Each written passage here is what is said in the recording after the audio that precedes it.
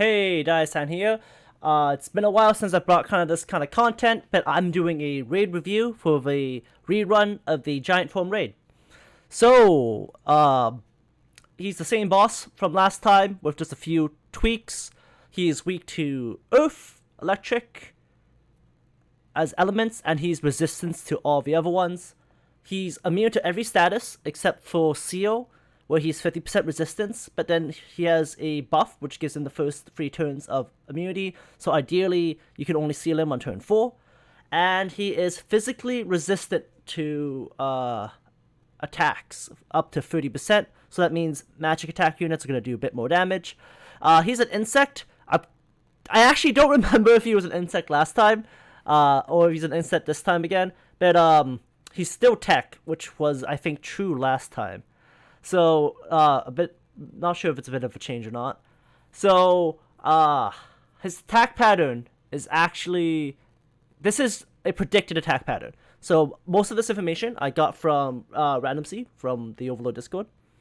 And he seems to be pretty straightforward, in the sense that, first turn, single target attack, chance of poison. Second turn, single target attack, chance of poison. Third turn, single target attack, right? Repetitive, except this one has poison killer, so that means if you did get poisoned in the first 2 hits, third one's gonna like slap pretty hard. And then if he does not get sealed and all his attacks went through, then he's gonna start AoE nuking your team, and that's kind of bad. So you probably want to bring someone who can seal him on turn 4, because you might, I can't say you would get wiped from doing this, but I would say if you get bad RNG, people will die on turn 4. And then turn 5 he'll most likely AoE. And this is just a predicted attack pattern. Don't take it as set in stone, but this is what should happen to kind of get you better prepared for the upcoming raid, which is happening very, very soon. Probably after this video is released. Besides that, I would say this screenshot will probably be a bit useful up to, unless anything drastically changes when it gets released. So if you kind of want to stop watching, which would make me sad, but you could just grab the screenshot and run, and that's kind of like where the video would end for you. But if you want to hear some other opinions I've got and some other information, then please keep watching, right? So I'm going to go into what units are good for the raid. So obviously, since the boss is has physical resistance, you want to bring magic attack units. If you notice in the picture that Tubeto is there, is because she does so much damage, it doesn't really matter. Besides that though, my recommendation and the team I'm going to similarly run is a magic attack team, right? So since the boss is an insect, and he's weak to earth, and he's weak to lightning, we have very good candidates. I'm pretty much going to say every single Evil Eye unit is probably going to be good. There's a hierarchy of how good the Evil Eye units are going to be, but it's probably at the bottom, base Evil Eye, and then probably maybe even Bride Evil Eye. Well, no, Bride Evil Eye, and then Nazarick Evil Eye, and then Swimsuit Evil Eye, in that order. I would say Bride Evil Eye and Nazarick Evil Eye can end up switching places. The only Evil Eye that's not really good, I would say, is the Konosuba collab one, because she doesn't really do as much Evil Eye stuff as traditional ones do. So she's a really good unit for this raid. Same thing with all the Nabes. Like, Nabe's always been like an electric caster. Like, I think the best one is Yukata, because the boss is tech, right? So speed gives you the higher crit rate, that increased 0.2 damage modifier. So she is the most appropriate type Nabe. Besides that, you probably won't go wrong with any other one. Like Anniversary Nabe is pretty good. You can get away with Swimsuit Nabe. She's also really strong.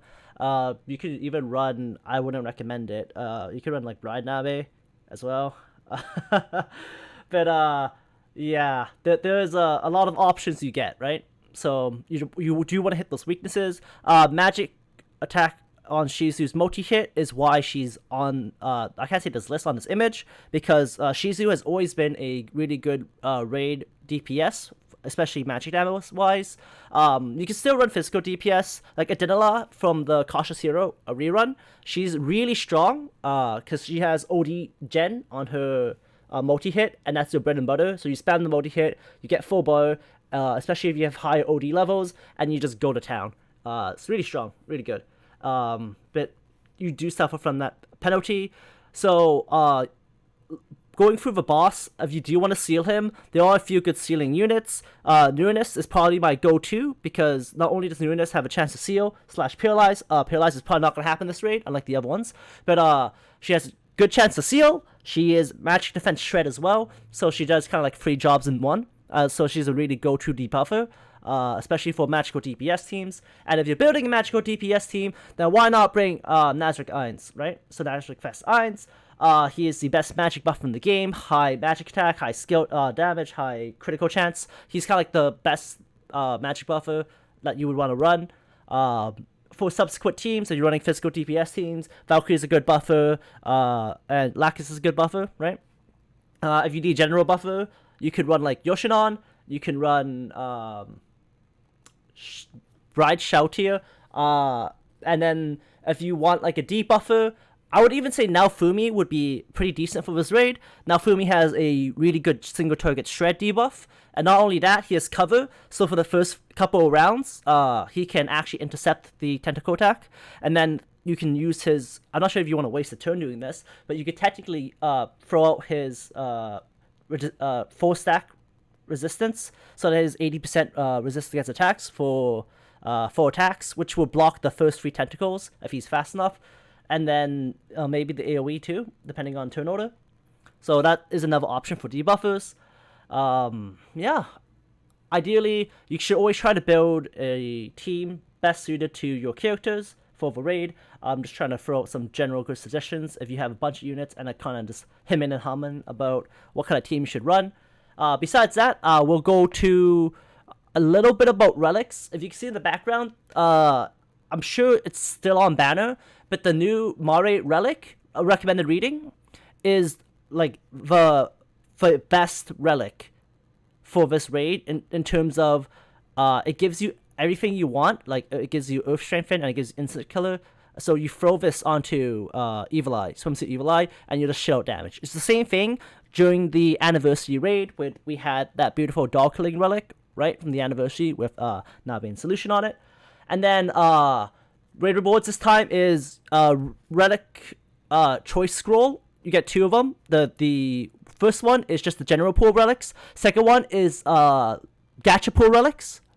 And then you can also grab copies of the Summer 2 raid relic. The Summer 2 relic. And the Summer 2 relic is actually not that bad to grab because it is the highest +2 aim magic attack relic. So it's really good for DPS that need just a little bit more aim. Actually, Nazarick Shizu really loves this relic if you don't need the HP, which the other Valentine Aimant relic has.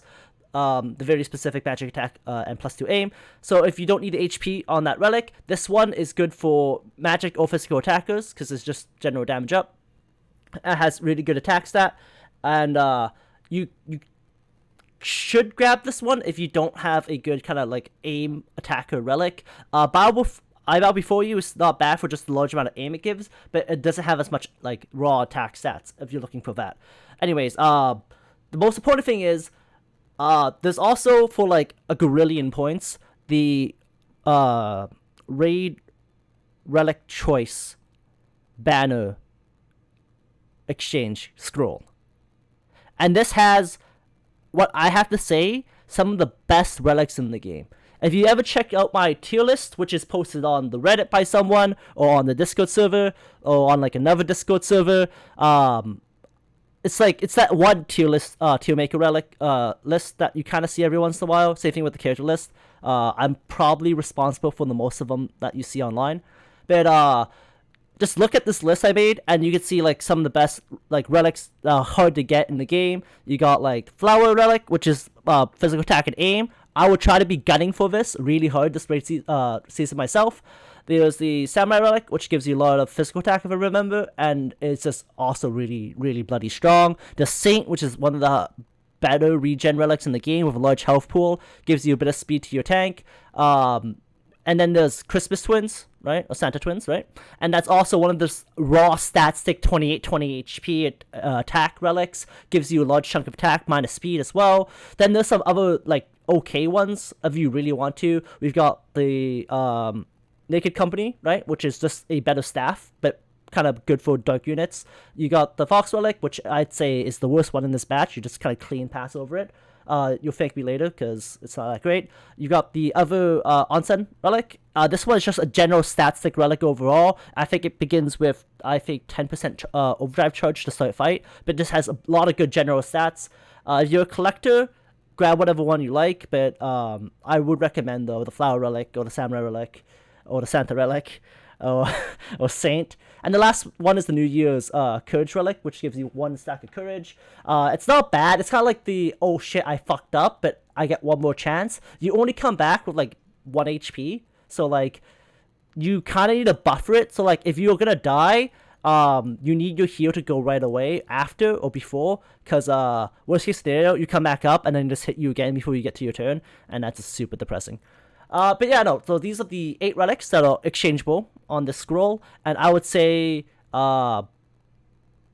definitely grab either Flower, Samurai, Santa Twins for physical attackers. Of its preference, I say Flower is the best relic in the game just because aim is so strong. There's so many things with evade in this game.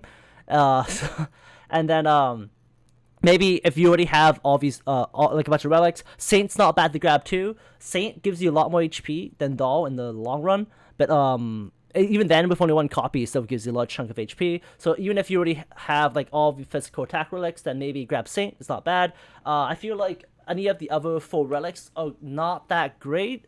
Next Company is still better staff, but then it's not that much better than staff, so I don't think you should really grab 1 copy at level 60 when you can get a level 100 staff and just kind of falls off.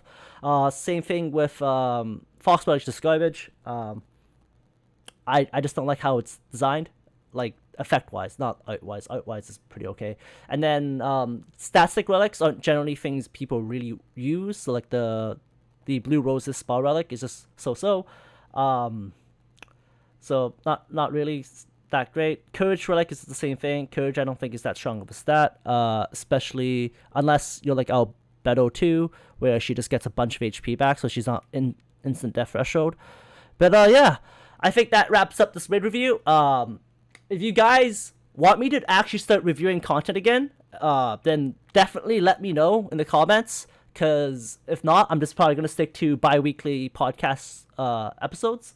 But I just thought that I saw enough people who would be interested in this specific raid to make this video. So thank you all for watching. If you want to see more content, let me know. If you don't, then just stay quiet. And thank you all. Peace.